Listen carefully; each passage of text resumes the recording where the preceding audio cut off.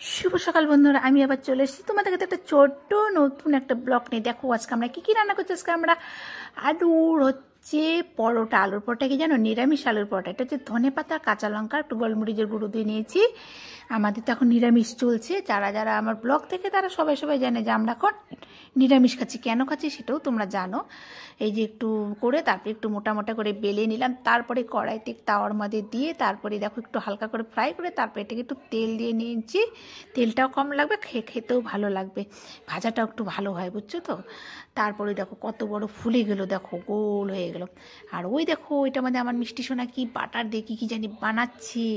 বাপ বেটি আমি তিনজনে মিলে আজকে রান্না করে দেখো সেই টেস্টি রান্না, খাওয়া দাওয়া। তারপরে দেখো আমাদের সন্ধ্যাবেলা চা আর মুড়ি নিয়ে বসেছি সন্ধ্যাবেলা, দেখছো। চা মুড়ি আর এটা কি বলো তো, এটা একটু ছোলা দিয়ে, মানে ছোলা না মটর দিয়ে একটু মাখো মাখো করে ধনে পাতা দিয়ে। এখন ধনে পাতায় মেন, কী করবো আর বলো, নিরামিষ খেতে হচ্ছে না। আর ওই দেখো আমি চা খেতে বসলাম। দেখো আমার চা না, এটা একটু কফি নিচ্ছি। ঠান্ডার দিনে একটু কফি আমরা খাই, কফি দুধ চা সবই খাই আমরা, লাল চাটা খুবই কম খাই।